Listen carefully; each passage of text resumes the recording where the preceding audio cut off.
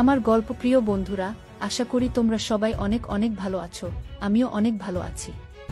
তোমাদেরকে মজা দেওয়ার জন্য আমি নেহা চলে এসেছি নতুন একটি মজাদার গল্প নিয়ে। আজকের এই গল্পটি শুনলে তোমাদের দাঁড়িয়ে যাবে এবং তোমাদের পাইপ দিয়ে পানি বের হয়ে যাবে। তাই গল্পটি শোনার আগে অবশ্যই হেডফোন ব্যবহার করো। তাহলে চলো আজকের গল্পটি শুরু করি। আমার একটা ছোট ভাই ছিল। সে ক্লাস ৬ষ্ঠ শ্রেণীতে পড়ে। সে আমাকে প্রায় বলতো, আপু আমি তোমাকে বিয়ে করতে চাই। তার মুখে এসব কথা শুনে আমি বলেছিলাম এ হয় না। তারপর একদিন রাতে হোটেলে নিয়ে যা করেছিলাম তা যদি জানতে চান তাহলে গল্পটি মনোযোগ দিয়ে শুনুন। আমার নাম সুমাইয়া। বাবা মায়ের আদুরে একমাত্র মেয়ে আমি। আমার পরিবারে 2 ভাই 1 বোন। আমার বড় ভাইয়ের নাম আবুল আর ছোট ভাইয়ের নাম শিমুল। আমি কলেজে 2nd ইয়ারে পড়ি। আমার বয়স 20 বছর। আমার লাইফ আর 10টা মেয়ের মতো স্বাভাবিক না। অনেকেই বাজে মন্তব্য করতে পারেন। কিভাবে বিচার করবেন সেটা আপনাদের ইচ্ছা। আমি কলেজের 1st ইয়ারে পড়ি। আমার ছোট ভাই শিমুল মাত্র ক্লাস 6ষ্ঠ শ্রেণীতে পড়ে। শিমুলকে আমি ছোটবেলা থেকে অনেক স্নেহ করতাম। শিমুলকে আমি বোকা ভাবতাম, কারণ ও সব সময় বোকা হয়ে থাকত। আমরা 2 জন একই রুমে থাকি। শিমুল ভূতের গল্প পছন্দ করে। শিমুল যখন ছোট ছিল তখন আমি ওকে ভূতের গল্প পড়ে শোনাতাম। শিমুল ভূত এবং ভূতের গল্প ভয় পায়। শিমুলকে যখন ভূতের গল্প শোনাতাম তখন গল্প শুনে ভীষণ ভয় পেত, কিন্তু তারপরেও গল্পগুলো শুনত। কলেজে ওঠার পর আমার মনটা সবসময় অস্থির হয়ে থাকত। কলেজের ছেলেগুলো সবসময় আমার পেছনে লেগে থাকত। আমি কাউকে পাত্তা দিতাম না, কারণ আগে মনে করতাম আমার পরিবারের সবাই খুব সম্মানিত। আমার উচিত আমার পরিবারের সম্মানটা ধরে রাখা। একদিন শিমুল কোনো এক ভূতের ছবি দেখে মোবাইলে। মুভি দেখে ও ভীষণ ভয় পায়। এতটা ভয় পায় যে নিজের বিছানায় একা ঘুমাতে ভয় পাচ্ছিল। শিমুল আমার কাছে এসে রিকোয়েস্ট করে যাতে আমি ওর সাথে গিয়ে ঘুমাই। আমি প্রথমে ওকে নিয়ে খুব হাসাহাসি করি, কিন্তু আমি দেখি ও সত্যিই ভয় পেয়েছে। কিছুতেই একা ঘুমাতে যাবে না। কিছু উপায় না পেয়ে আমি ওর সাথে শুতে গেলাম। আমার উদ্দেশ্য ছিল এই যে শিমুল ঘুমিয়ে পড়লে আমি নিজের বিছানায় ফিরে আসব। অনেকক্ষণ হয়ে গেলে আমি ভাবলাম শিমুল ঘুমিয়ে পড়েছে। নিঃশব্দে ওর বিছানায় ছেড়ে নিজের বিছানায় চলে এলাম। কিছুক্ষণ পর শিমুল ঘুম থেকে উঠে বসে। আমি দৌড়ে নিজের বিছানায় ছেড়ে ওর কাছে গেলাম। ও ভয়ে চিৎকার করছে। আমি শিমুলকে বললাম, কি হয়েছে তোর? শিমুল বলল, আপু তুমি আমাকে রেখে অন্য রুমে চলে গেলে কেন? আমি একা একা থাকতে ভয় পাই। তাছাড়া আমি ভূতকে বেশি ভয় পাই। ও কান্না করা শুরু করছে।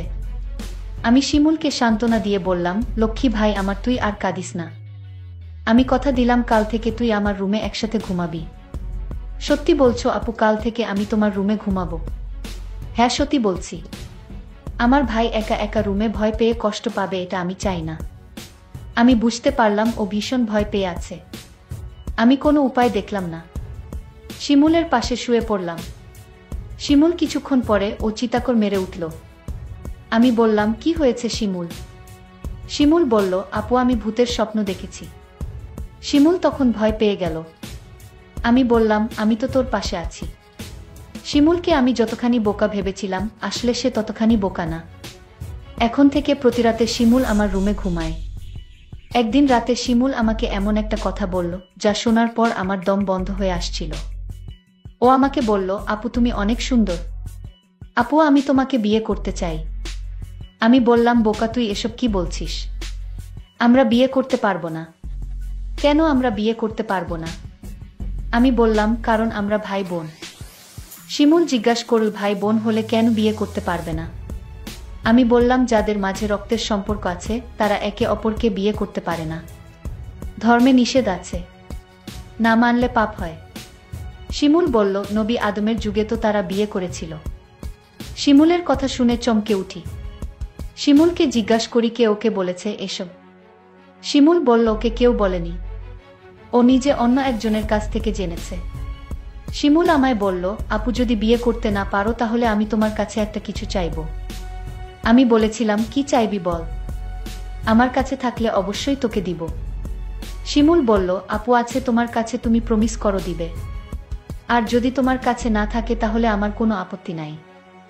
আপু, আরও একটি কথা বলতে চাই তোমায়। তুমি কি জানো আবুল ভাই প্রতিদিন রাতে মায়ের ঘরে যায় এবং কি করে তা কি তুমি জানো? আমি শিমুলের প্রতিটা কথা শুনে আমার বিরক্তবোধ লাগছে। আমি শিমুলকে বললাম, আবুল প্রতিদিন রাতে মায়ের ঘরে গিয়ে কি করে বলতো?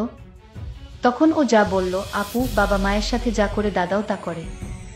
আমি বললাম, তুই কিভাবে দেখলি? আমি আপুকে বললাম, তোমার বিশ্বাস হচ্ছে না?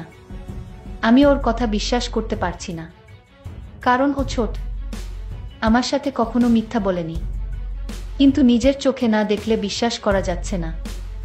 আজ বাবা বাড়ি নেই। শিমুলকে বললাম, আজ বাবা বাড়ি নেই, আজও আবুল দাদা মায়ের ঘরে গিয়েছে কিনা? শিমুল বলল, ও আবুল দাদাকে মার ঘরে ঢুকতে দেখেছে। আমি সিদ্ধান্ত নিলাম আবুল মায়ের ঘরে গিয়ে কি করে তার রহস্য জানতে হবে। আবুলকে নিয়ে মায়ের ঘরের সামনে গেলাম। মায়ের ঘরের দরজা ভেতর থেকে লক করা। আমি কি জানালার দিয়ে চোখ রাখলাম। এ দৃশ্য দেখার পর শিমুলের কথা শতভাগ বিশ্বাস করলাম। শিমুল আমাকে বলল, মা আর দাদা এই ঘরে কি করে? আপু তখন রাগান্বিত হয়ে বলল, কি করে সেটা আমার মুখ দিয়ে বলতে হবে নাকি? তুই দেখিসনি? তুই কি অন্ধ নাকি? আমি আপুকে বললাম, আপু তুমি আমার সাথে রাগ করছো কেন? আমি আবার কি করলাম আপু? কাল বাবা আসলে আমি বাবাকে বলে দিব মা আর দাদার কথা। বাবা জানলে বাবার মনে অনেক কষ্ট হবে। আমাদের সুন্দর পরিবারটা নষ্ট হয়ে যাবে। আমাকে এই পরিবার বাঁচাতে হবে। আমি শিমুলকে ঘরে নিয়ে আসলাম। শিমুলকে বললাম, আমাদের পরিবার একটা সম্মানিত পরিবার।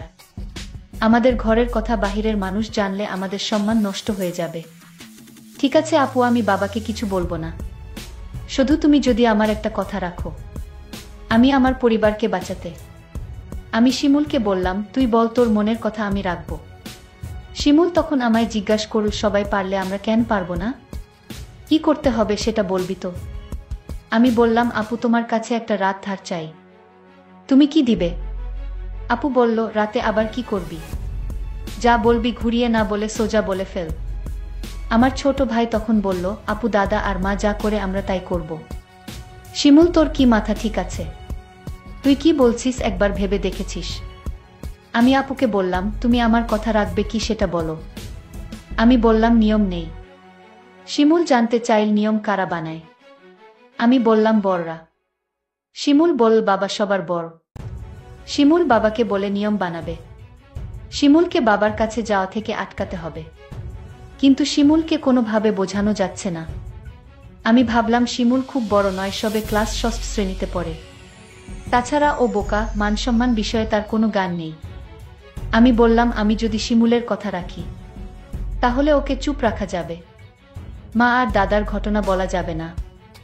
আমি বললাম, শিমুল তোর কথায় আমি রাজি, তবে একটা শর্ত আছে। শিমুল বলল, কি শর্ত আপু? আগামী মাসে বাবা মা আমাদের পরিবারের সবাই ঘুরতে যাব চট্টগ্রাম। আর যেদিন আমরা চট্টগ্রাম যাব সেদিন তোর ইচ্ছা পূরণ করব। আমি বললাম, ঠিক আছে। আমি সেই অপেক্ষায় রইলাম। 1 মাস পর বাবা আর মা আমাদের সবাইকে ডেকে বললেন তারা চট্টগ্রাম যাবেন ঘুরতে। তাই আমাদের সবাইকে জানিয়ে দিলেন।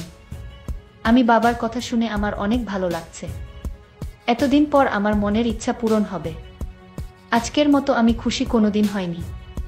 আমরা চট্টগ্রামের উদ্দেশ্য করে রওনা দিলাম। তারপর চট্টগ্রামের এক হোটেলে গিয়ে আমাদের পরিবারের সবাইকে নিয়ে উঠলাম। শুধু 2টো রুম ভাড়া নিতে পারলেন। বাবা আর মা নিজেদের জন্য একটা রুম নিলেন, আর আমাদের 3 ভাই বোনদের জন্য অন্য রুমটা দিলেন। আমরা সারাদিন চট্টগ্রামের দর্শনীয় স্থান ঘুরলাম। সন্ধ্যায় ক্লান্ত হয়ে হোটেলে ফিরলাম। ফ্রেশ হয়ে খাওয়া দাওয়া সেরে যে যার রুমে চলে গেলাম ঘুমানোর জন্য। রুমে 2টো ডাবল বেড ছিল। একটাতে আমি শুলাম আর অন্যটাতে শিমুল আর আবুল দাদা। আমরা সবাই ক্লান্ত ছিলাম, তাই বিছানায় শুতেই চোখে ঘুম চলে এলো। আবুল দাদা ঘুমিয়ে গেছে, আমারও ঘুম ধরেছে। এমন সময় শিমুল আমার কাছে চলে এল। আমি কোথায় শোবো? আমার তো আবার ভূতেরে ভয় লাগে। আমি বললাম, তাহলে আমার পাশে এসে ঘুমাতে। বাইরে বৃষ্টি হচ্ছিল, পরিবেশটা ঠান্ডা ঠান্ডা ছিল। আমি আর শিমুল এক বেডে শুয়ে পড়লাম। রাত যখন গভীর হলো, আমি আপুকে কানে কানে বললাম, আপু আমার কথাটা মনে আছে তো?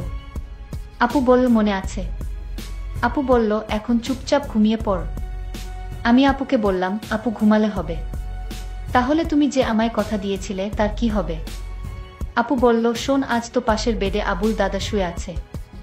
বড় ভাই যদি জেগে যায় তাহলে সমস্যা হবে। আমি আপুকে বললাম, তাহলে এখন কি উপায়?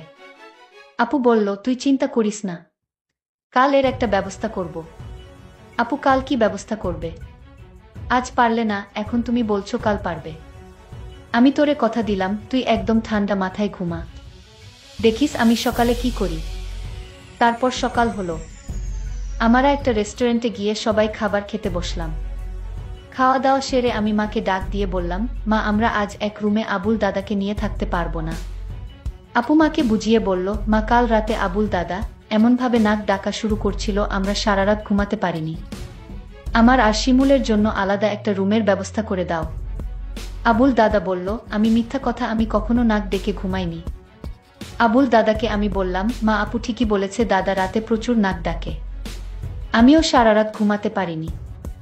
আমার খুব ভয় করে, তার চেয়ে বরং আমাদের অন্য একটা রুমের ব্যবস্থা করে দাও। বাবা বলল, ঠিক আছে, তারা যখন এত করে বলছে তাহলে তাদের জন্য আলাদা একটা রুমের ব্যবস্থা করে দিলেই ভালো হয়। আমি বাবার কাছে গিয়ে বললাম, অনেক অনেক ধন্যবাদ বাবা। বাবা তখন আমার আর আপুর জন্য আলাদা একটা রুম ভাড়া নিল। আমরা সবাই রাতের খাবার খেয়ে প্রত্যেকের রুমে গিয়ে শুয়ে পড়লাম। আমি আর আপু আলাদা একটা রুমে গিয়ে শুয়ে পড়লাম। রুমের বেড এত ছোট ছিল যে দুজন থাকা খুব কষ্ট হচ্ছিল। হঠাৎ দেখলাম আপু ঘুমিয়ে গেল। আমি আপুকে ডাক দিয়ে বললাম, এই আপু, তুমি ঘুমিয়ে গেলে? আমি আপুকে জোরে জোরে ডাকতে লাগলাম। আপু আমার কথা শুনছে না। আমি রাগান্বিত হয়ে আপুকে বললাম, আপু তুমি উঠছো না কেন? কিছুতেই আপু আমার কথা শুনছে না। আমি আপুকে গ্লাস থেকে পানি নিয়ে তার মুখে ছিটা দিলাম, তাও আপু উঠছে না। আমি আপুকে বললাম, এই আপু, আমি কিন্তু এখনই বাবাকে দাদার ঘটনা সব বলে দিব, তুমি যদি না উঠো। তাও দেখছি আপু উঠেনি। আমি ভয় পেয়ে গেলাম। আপু ঘুম থেকে কিছুতেই জাগাতে পারছি না। আমি আর কোনো উপায় না পেয়ে বাবাকে ডাক দিয়ে বললাম, বাবা, আপুকে এই যে ডাকছি, আপু তো ঘুম থেকে উঠছে না। বাবা বলল, রাত অনেক হয়েছে, তোর আপু মনে হয় গভীরভাবে ঘুমিয়ে গেছে, যা তুই শুয়ে পড়, সকাল হলে ডাকতে হবে না, এমনিতেই উঠে যাবে। আমি বাবাকে বললাম, বাবা তুমি বিষয়টা বুঝতে পারছো না। আমি আপুকে পানি ছিটা দিলাম, তাও তো উঠছে না। মা তখন আমায় বলল, তুই কি বলছিস? মা তখন আমার সাথে আপুর রুমে আসলো। মা আপুকে ডাক দিল, কোনো সাড়া নেই। মা তখন চিৎকার করে উঠল। মা কান্না করা শুরু করে দিল, আমার মেয়ে আর বেঁচে নাই, ঘুমের ঘরে মরে গেছে, আমার কি সর্বনাশ হয়েছে। সবাই রুমে আসলো আর চিৎকার করে কান্না করতে লাগলো। কিন্তু আমার মনে সন্দেহ হচ্ছিল না, না, আপু এভাবে মরতে পারে না। আমি এসব ভাবতে ভাবতে আপুর বিছানায় একটা চিঠি লক্ষ্য করলাম। চিঠিটা আমি খুলে পড়তে শুরু করলাম। চিঠিতে লেখা ছিল, শিমুল ভাই আমার, তুই আমাকে ক্ষমা করে দিস। আমি তোর কথা রাখতে পারিনি, কারণ দাদার ঘটনা দেখার পর থেকেই আমার মন থেকে বাঁচার ইচ্ছা চলে গেছে। সেদিনেই আমি সিদ্ধান্ত নেই, এই পরিবারে আমি বেঁচে থাকতে পারবো না, কারণ যেই পরিবারের সম্মান থাকে না, মায়ের কার্যকলাপ আমার কাছে ভালো লাগে না। আর তোকে আমি মিথ্যা আশা দিয়েছিলাম, কারণ আমি চেয়েছিলাম দাদা আর মায়ের বিষয়টা কেউ না জানুক। কিন্তু তুই বারবার আমায় বলছিলে, তোর কথা যদি আমি না রাখি তাহলে দাদা আর মায়ের কথা তুই বাবার কাছে বলে দিবি। আর আমি কোনো পাপ করতে চাইনি, তার চেয়ে বরং আমি উপারে চলে যাই। তুই যদি সত্যি তোর আপুকে পরকালে ভালো রাখতে চাস তাহলে দাদা আর মায়ের কথা কিছুতেই বাবাকে বলিস না। আমি আপুর চিঠির লেখা পড়ে আমি চিৎকার করে কান্না করছি আর বলছি, আপু তুমি একবার উঠে আসো, আমি আর কোনোদিন তোমাকে কিছু বলবো না, তাও তুমি উঠে আও। কিন্তু মানুষ মরে গেলে কি আর জীবিত হয়? প্রিয় বন্ধুরা, আজকের গল্পটি কেমন লাগলো তা কমেন্ট করে জানাবেন। ধন্যবাদ।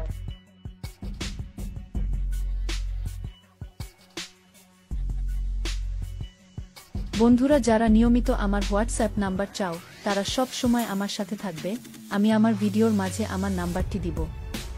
আমার নাম্বার নিয়ে তোমরা সবাই আমার সাথে ভিডিও কলে কথা বলতে পারবে বন্ধুরা। তাই যারা আমার নাম্বার পেতে চাও তারা সব সময় আমার ভিডিওগুলো প্রথম থেকে শেষ পর্যন্ত দেখবে। ধন্যবাদ।